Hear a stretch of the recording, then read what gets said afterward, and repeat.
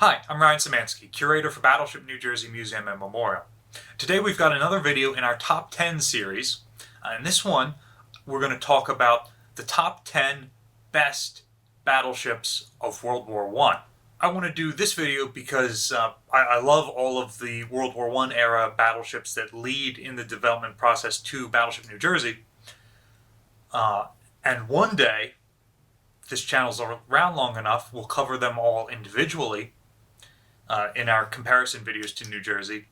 But we just aren't getting to those World War I ships fast enough for my liking, and I wanted to take some time to talk about them. We don't talk about that war much on this channel, and so I wanted to start the conversation. I do know that there are battleships before World War II, so want to cover some of those and what I like about them. So a couple of discussions about this. When I say I'm saying battleships for ease, really I'm talking about all of the big gun capital ships. So battleships, battle cruisers. I don't have any pre-dreadnoughts or monitors on this particular list, but I would include all of them in this too. And how am I quantifying what I believe are the best battleships of World War I? In the context of Battleship New Jersey, I'm looking at the innovation of these vessels. Do they do something new and special and different? Primarily on this list, it's innovation. All of the ships on the list deserve to be there because they're innovative. If I was just listing the 10 best battleships of World War I, it would probably be like the last 10 built during the war. So they're all bigger and better than the ones that came before them. So I wanted some variance in these ships so you could see difference throughout this list. It's not just the 5 Queen Elizabeth class battleships, the 2 Baddens, and some of the American or Japanese late war designs. Next, preference. I'm very opinionated when it comes to battleships. There are some of these that I really like, and so some of them may be bumped out of the order where you would put them, just from personal preference. And also, I'm looking at their war records. Some of the ships are higher up on the list. They're equivalently innovative to others, but I bumped them because they performed better or worse in war. So, without further preamble, here is my top 10 list on the best battleships of World War I. In the number 10 spot, I've got the German battleship Baden. Baden and her sister ship Bayern, and a couple of projected sister ships, were the largest of the German dreadnoughts completed during the war. They arrived too late to participate in the Battle of Jutland. However, during the Battle of Jutland, the Germans realized that their ships all had smaller guns. They knew this all along. That was a hindrance. The British tended to have 12-inch guns, 13.5-inch guns, and 15-inch guns. As time progresses, they build ships first with 12-inch guns and then up to 15. Makes sense. The Germans had thought that the rate of fire was more important than the size of the projectile. So while the British are building 12-inch armed dreadnoughts, the Germans are only building 11-inch armed dreadnoughts. When the British go to 13.5 inches and the United States and Japan to 14 inches, Germany goes to 12 inches. Then Great Britain goes to 15 inches and the United States and Japan go to 16 inches. And finally Germany goes to 15 inches. And at the Battle of Jutland, they realize that, hey, their whole theory that only a small proportion of shells are going to hit the target, so it's more important to fire faster and score hits than it is to put one big hit on a target. They realize that really they need ships with the same firepower as the British. So the Baden is the first of the German ships to do this. She's also on this list because of her heavy armor plating. German ships were not designed to operate overseas, not in the same way that American, Japanese, or British ships are. German ships were mostly just designed to operate in the North Sea, pretty similar to how Italian and Austrian battleships are only designed to operate in the Mediterranean.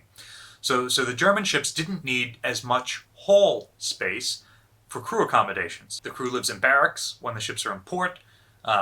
Before the battle, they go on the ship, they go out to sea, they're out at sea for less than a week, and then they come back home. And they go back to the barracks. And so because their hulls tend to be lower, and have less volume, the Germans are able to put much more armor plating on their ships. And they do a really good job of compartmentalizing their ships. Their ships are able to take considerably more damage than their British counterparts, and probably more than their American or Japanese counterparts at this time. Baden's armor scheme is so good that the Germans continue to use it with only slight modifications all the way through World War II as well.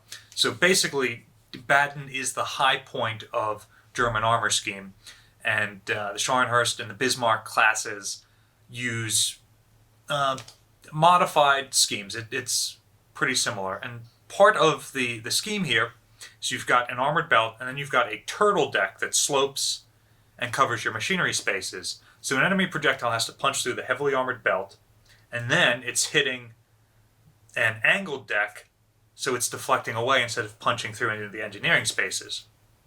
And this was the height of European armor scheming in World War I. And with the exception of the Germans, it had mostly fallen out of favor by World War II. However, the Germans really liked this scheme and continue to use it throughout. And so that's why Baden's on this list.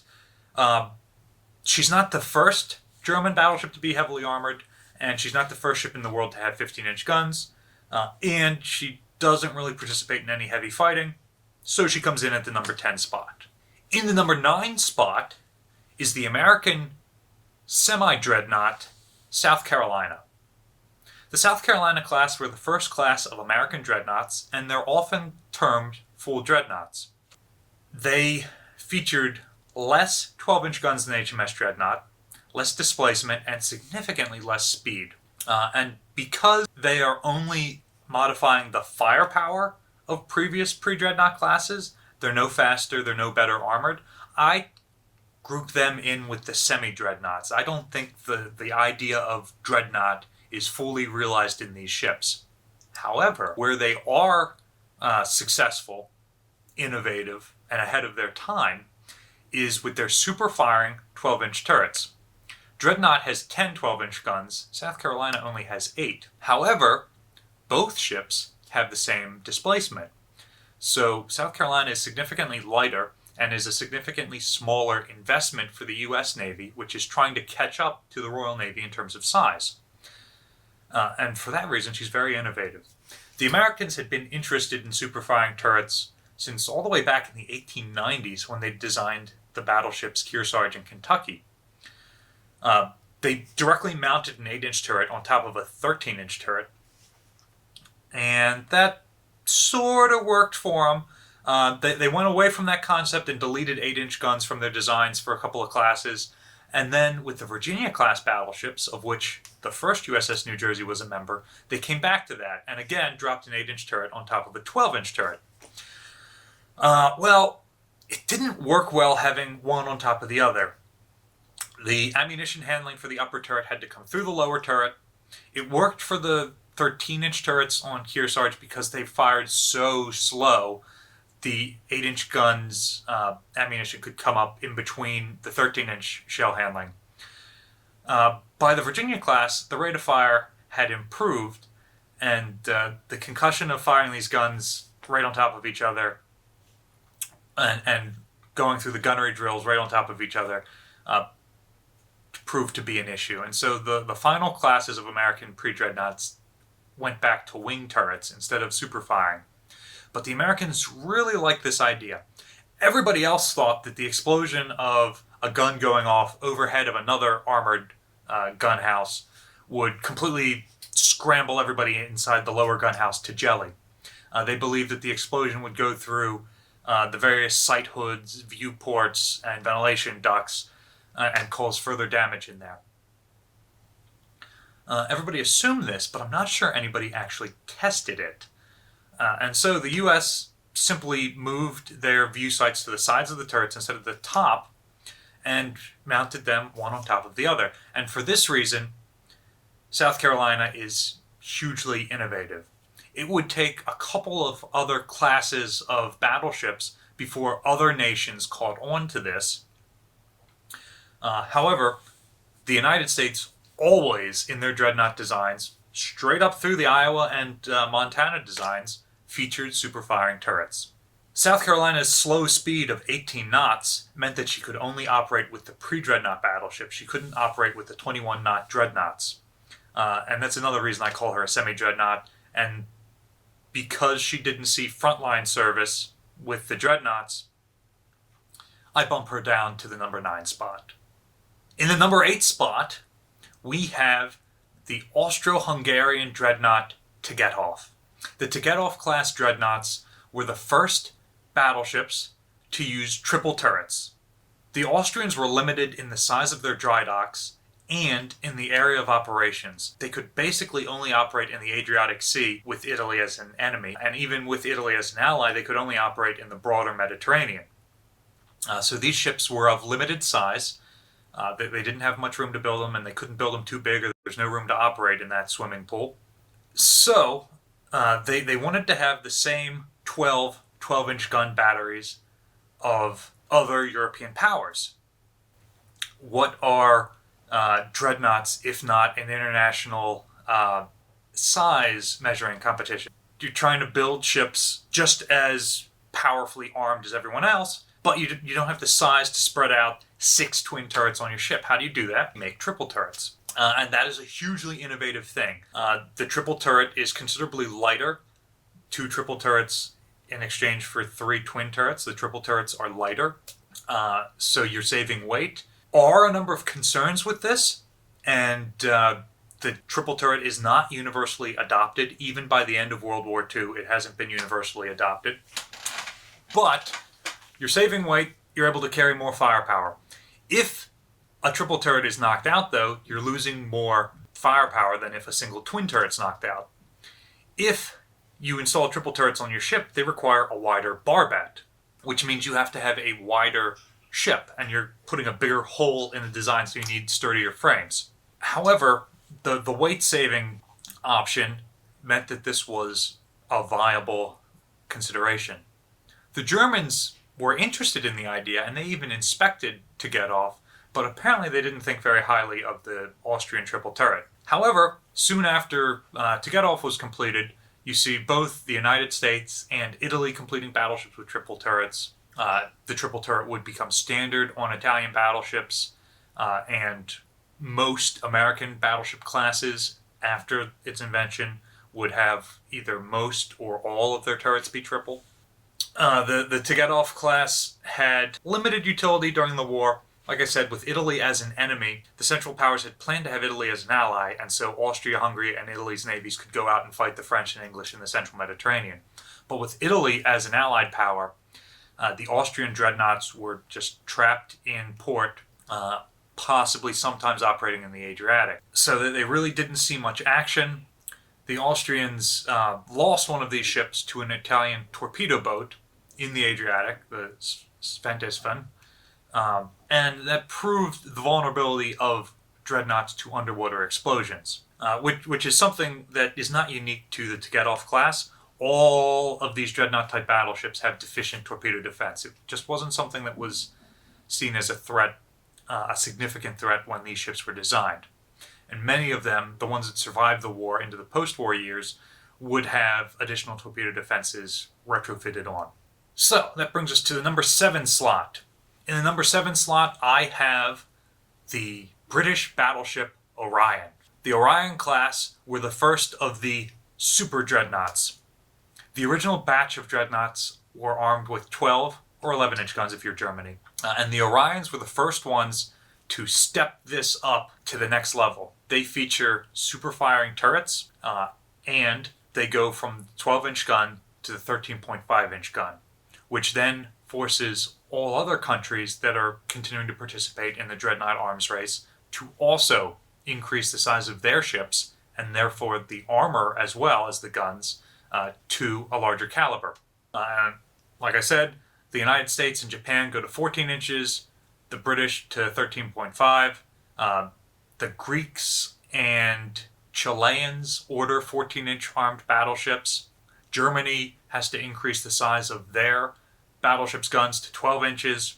And so at this point, the 12-inch armed dreadnoughts basically rendered obsolete, and the new super dreadnoughts are the rulers of the sea. Orion and her sister ships, and near sisters of the succeeding Iron Duke class, serve with the British fleet throughout the war. Most of them participate in Jutland and other actions. One of the Orion-class battleships is sunk by a mine, again showing the deficiencies in underwater protection. But otherwise, they serve notably throughout the war and are mostly decommissioned during the treaties in the post-war years. I don't consider the increase in gun caliber to be that huge of an innovation, or else this ship might be higher on the list. So, for our next look, let's go to number 6. We have the Japanese battlecruisers of the Congo class. And I'm also going to talk about the British battlecruiser Tiger at the same time. These ships, I believe, are the best battlecruisers of World War I. And I'm combining them because they are fairly identical designs.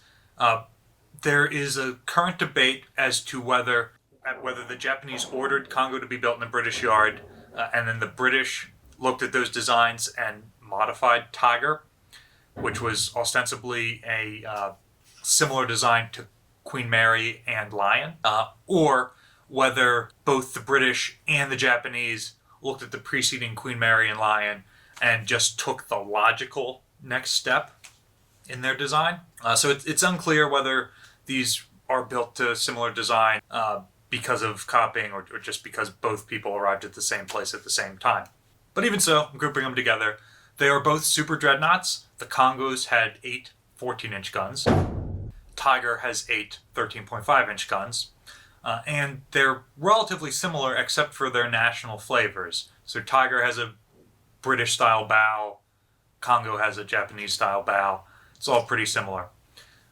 Tiger's war performance was pretty abysmal despite being what I believe is the best battlecruiser of the war. When the British were picking crews for the new ship, they took crew members from other British battleships. Well, when the Admiralty comes to your battleship and says, hey, I need crew members, do you think you're going to take the very best people in your department?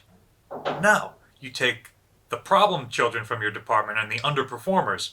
So Tiger's crew, especially early on, was not made up of elite sailors. The core of experienced sailors were not high performing, and the remaining sailors that were added were brand new conscripts and reservists. So Tiger isn't super innovative. It's not too much of a step beyond previous battlecruisers. Again, I do believe that she is better than subsequent British battlecruisers, those being HMS Refit and Repair, Renown and Repulse, and then the Courageous, Glorious, and Furious, which really just large light cruisers and not actually battle cruisers.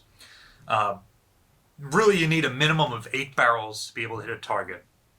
With 6 or 4 barrels, like the later British battle cruisers with heavier guns had, I don't trust that accuracy.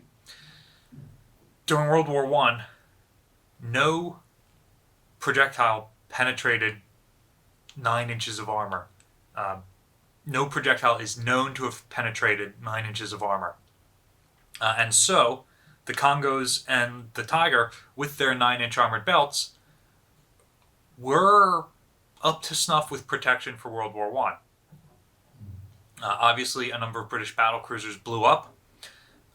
This was more powder arrangement than armor plating, although their armor was too light to stop battleship caliber shells. It shouldn't have caused catastrophic explosions. We'll come back to that later. The Congos are innovative because the Japanese ordered one from Great Britain, a slight modification over the previous class, and then they took it to Japan and built 3 identical battle cruisers in their own shipyards. These 3 ships were the equal of any in the world. In fact, the Grand Fleet kept trying to get the Japanese to send these 4 state-of-the-art battle cruisers to join them, and the Japanese refused. The Japanese would never build another capital ship in Great Britain again, and they would be able to build, using their own indigenous industry, thanks to what they learned copying the Congo class. The Congos would go on to serve during World War I, hunting German raiders in the Pacific, unsuccessfully, and then through heavy modernization in the interwar period would be redesignated as fast battleships, and they would escort the Japanese carriers through the early part of the war in the Pacific, and then join the Japanese battle line for the later part of the war, the surviving ships. They would fight against aircraft, they would fight against American battleships, and by World War II they were really deficient in armor, guns, anti-aircraft, you name it, and they had relatively poor performance, but they provided great escort service, and they worried the United States to no end, because the U.S. had no fast capital ships to compete with these. In fact, the Congos provide the impetus for building the Iowas as the first fast capital ships in the U.S. Navy. The first fast capital gunships in the U.S. Navy. Now that we've talked about those, in the number 5 position we have the British battlecruiser Indefatigable. Perhaps one of the best names of a warship ever. The Indefatigable class, I'm also including the subsequent class that was just a loose update with a little bit of extra length, but virtually identical fighting power, operated by both the Royal Navy and the Royal Australian Navy. They had mixed performance in World War I. They were designed to hunt enemy armored cruisers, and this they did well. 2 of them were able to sink von Spey's entire squadron off the Falkland Islands. However, when plugged into the line of battle to fight other capital ships, they blew up spectacularly due to powder handling procedures on the British ships being deficient. They are on this list for their innovation because they are what HMS Dreadnought was to pre-Dreadnought type battleships, Indefatigable was to pre-Dreadnought era armored cruisers.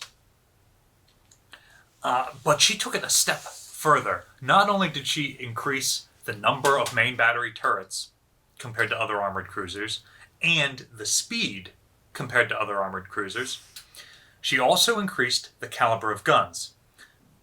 The Germans, and probably everybody else, expected that the Dreadnought equivalent of an armored cruiser would just take the existing armored cruiser designs with 8 or 9.2 inch guns and add more turrets of that caliber gun. Dreadnought just did that with the 12-inch gun pre-Dreadnought, so the Germans see a large British armored cruiser under construction, and they think, ha, we'll get the better on you, and they commission the armored cruiser SMS Blücher.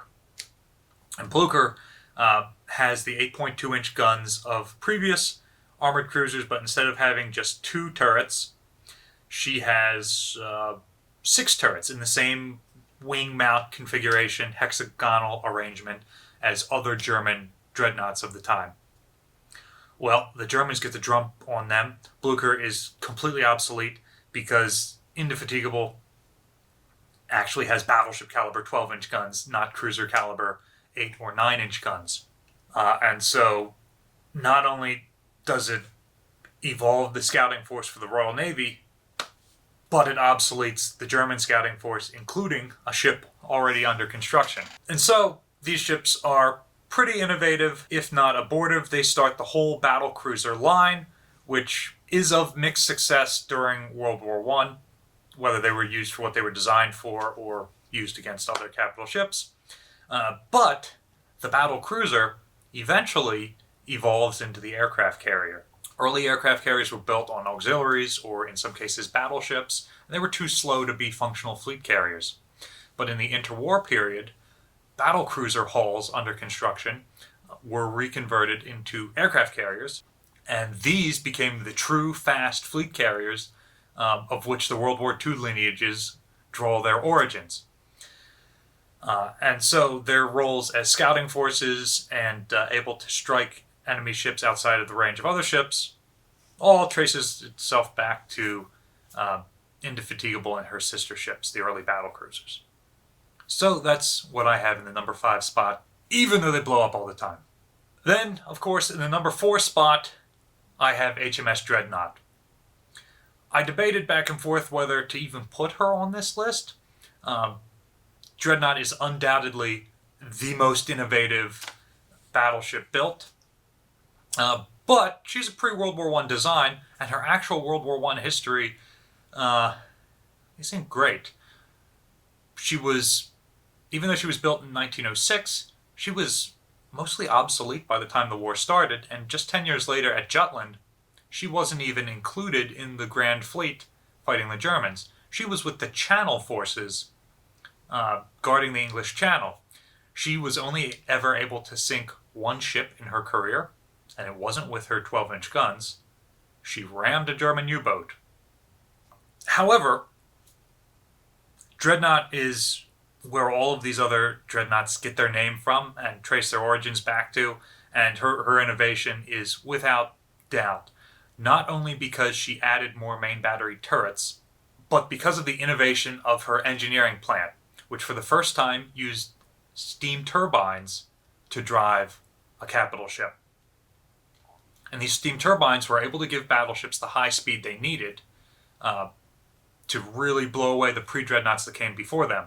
And so that type of propulsion is maintained all the way up to the ultimate battleship class, in my opinion, the Iowas, which have steam turbine plant that drives them faster than any other battleship.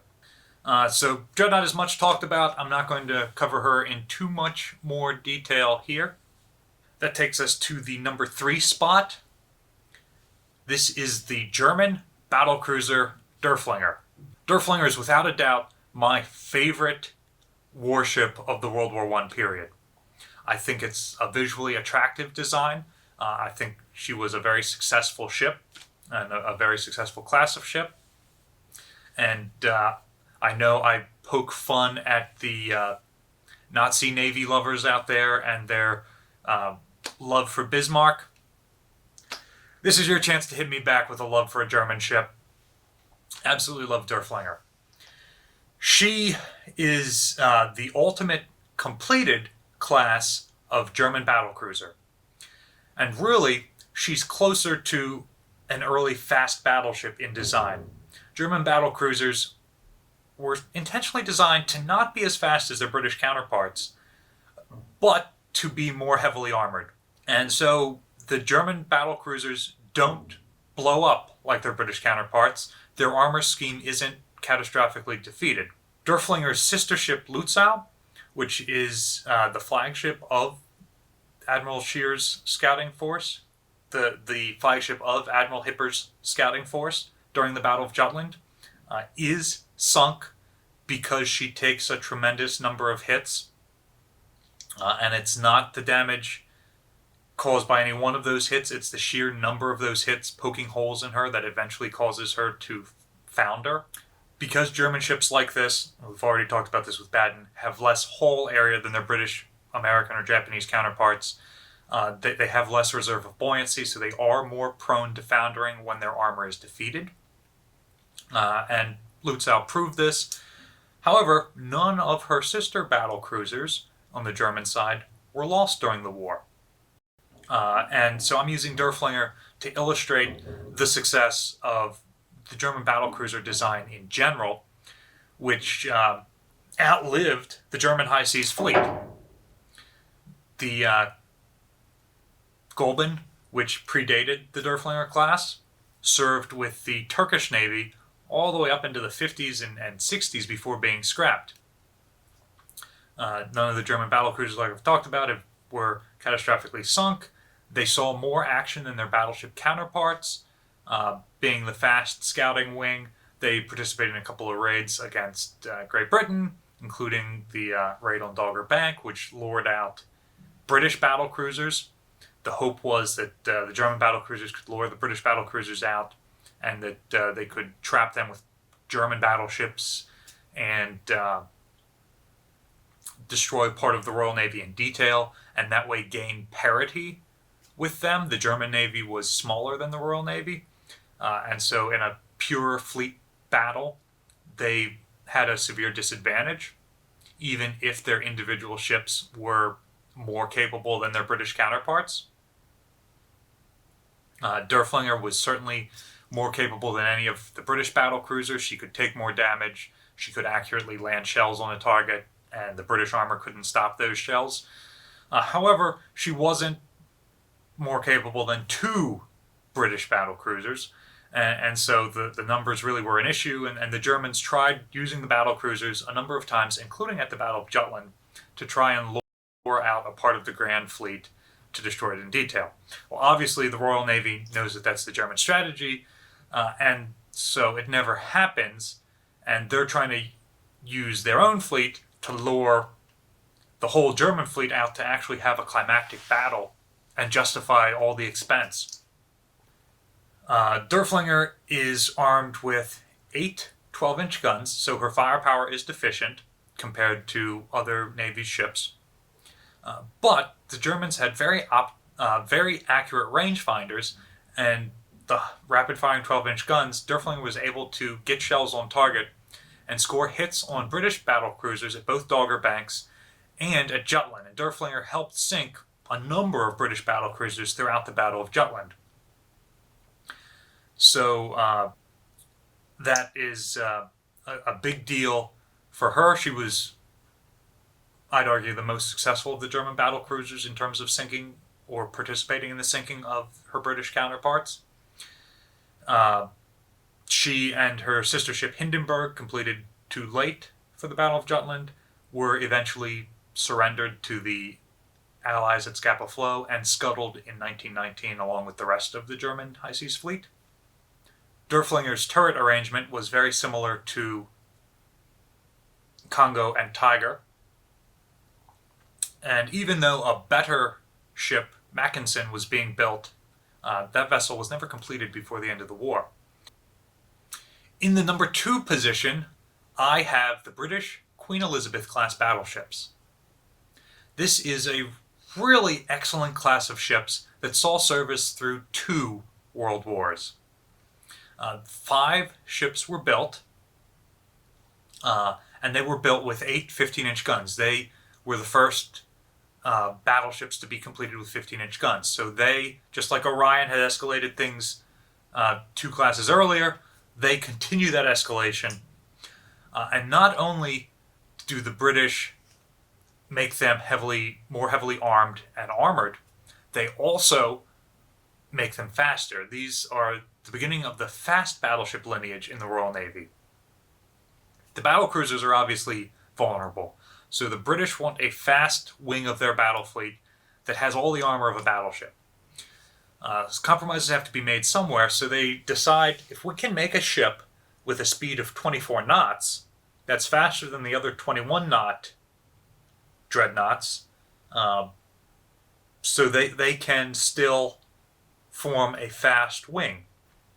In actuality, they were never able to attain that speed, and 22 or 23 knots was more likely. And really, that just meant that these ships were more expensive than the subsequent R class, which were also armed with 8 15-inch guns, but only designed to make the 21-knot speed of the rest of the battle line. So these ships were sort of aberrations in that they couldn't stand in the line of battle. They had a high speed, but they couldn't use that high speed. So they were designed and money was spent for them to have a high speed. They couldn't attain that high speed, and so they were plugged into the line of battle with the other battleships. And so the extra 2 knots of speed they might have had wasn't useful. However, these ships acquitted themselves very well throughout the wars. And in World War II, where battle line operations had basically gone away and it was more individual ships or small squadrons of ships, their slightly higher speed was used as an asset. This class includes HMS Warspite, which is perhaps the greatest name of any battleship ever. Their service in World War I is excellent. In World War II, Some of the ships were very heavily modernized, and some of them were not. This was all based on interwar spending that was sporadic at best. And so ships like Queen Elizabeth and Warspite, to a slightly lesser extent, had really good modernizations, and other ships like Barham did not. They had much more austere modernizations. Barham, even though she had a torpedo blister added, was sunk by a German U-boat that was able to sneak into Scapa Flow and sink her in port, so she wasn't fully ready. So that shows that battleships, even with added defenses, were still vulnerable.